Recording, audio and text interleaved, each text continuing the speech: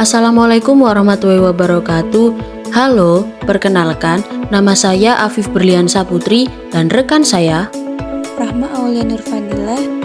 Di sini kami akan memaparkan materi tentang teori belajar behaviorisme menurut tokoh Edward Lee Thorndike dan Albert Bandura.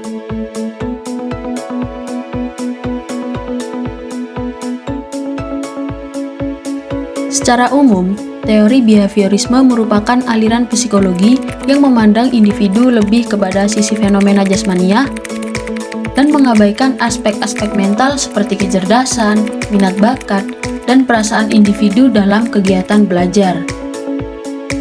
Tokoh yang pertama yaitu Edward Lee Thorndike. Edward Lee Thorndike dilahirkan pada tanggal 31 Agustus 1874 di Williamsburg. Pada tahun 1895, Thorndike memperoleh gelar sarjana di Wesleyan University, Connecticut.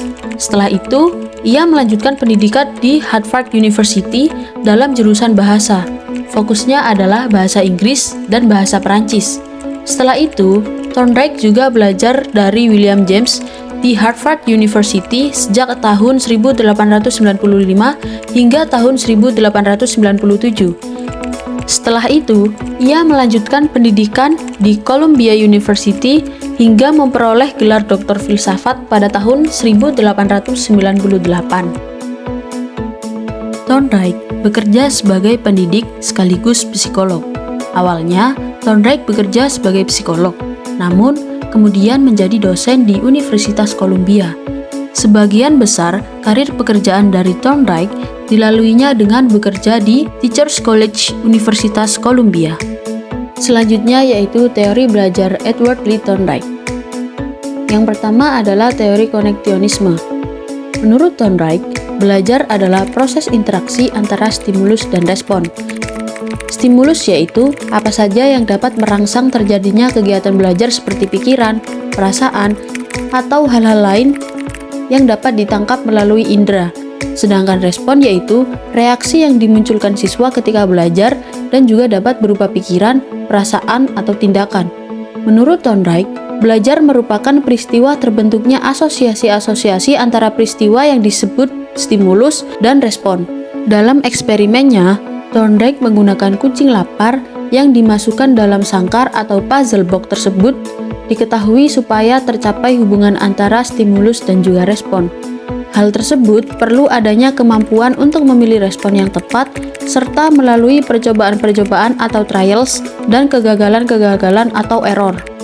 Yang kedua yaitu hukum-hukum teori koneksionisme.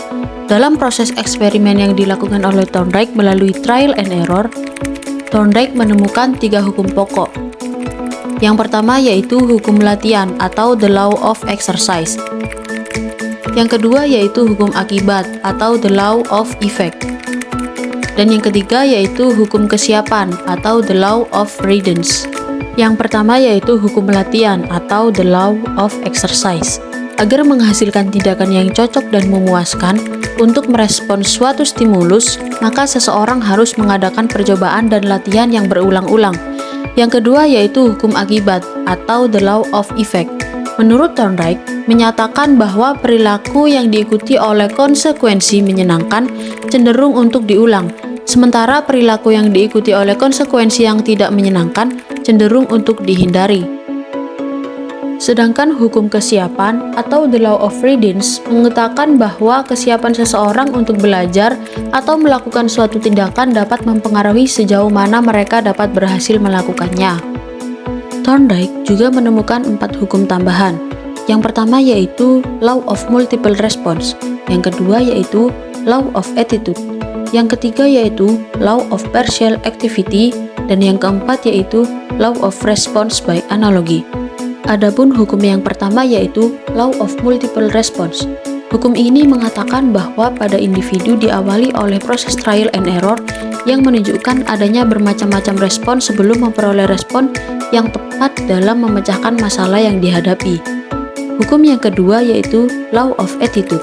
Hukum ini menjelaskan bahwa perilaku belajar seseorang tidak hanya ditentukan oleh hubungan stimulus dengan respon saja, tetapi juga ditentukan keadaan yang ada dalam diri individu baik kognitif, emosi, sosial, maupun psikomotornya. Yang ketiga yaitu Law of Partial Activity. Hukum ini menjelaskan bahwa individu dapat bereaksi secara selektif terhadap kemungkinan-kemungkinan yang ada dalam situasi tertentu. Hukum yang keempat yaitu Law of Response by Analogy. Hukum ini mengatakan bahwa individu dalam melakukan respon pada situasi yang belum pernah dialami, karena individu sesungguhnya dapat menghubungkan situasi yang belum pernah dialami dengan situasi yang lama yang pernah dialami, sehingga terjadi transfer atau perpindahan unsur-unsur yang telah dikenal ke situasi terbaru.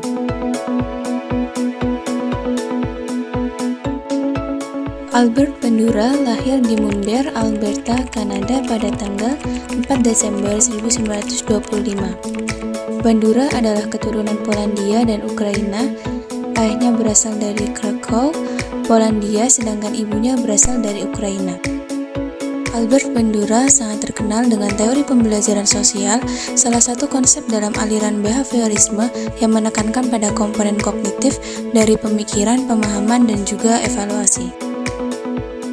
Teori belajar ini dikembangkan untuk menjelaskan bagaimana seseorang belajar dalam keadaan atau lingkungan yang sebenarnya. Teori belajar sosial menekankan bahwa lingkungan-lingkungan yang dihadapkan pada seseorang secara kebetulan, lingkungan-lingkungan ini kerap kali dipilih dan diubah oleh orang itu melalui perilakunya sendiri. Menurut Bandura, perlakuan seseorang adalah hasil interaksi faktor dalam diri atau kognitif dan lingkungan. Untuk menjelaskan pandangan ini, beliau telah mengemukakan teori tentang imitasi bersama dengan Walter pada tahun 1963. Ia mengadakan penelitian pada anak-anak dengan cara menontonkan film bagaimana di situ terdapat orang dewasa memukul, mengetuk, dan menumbuk sambil menjerit-jerit di dalam film.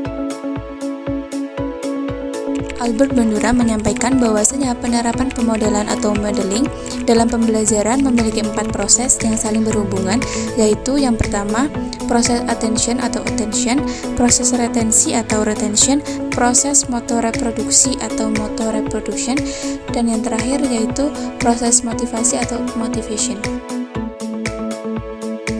Jadi, dapat disimpulkan bahwa proses belajar melalui pengamatan tidaklah semata-mata meniru, tetapi bersifat aktif dan konstruktif. Dalam konteks ini, pengamat memperoleh representasi simbolis melalui berbagai cara untuk melakukan suatu tindakan.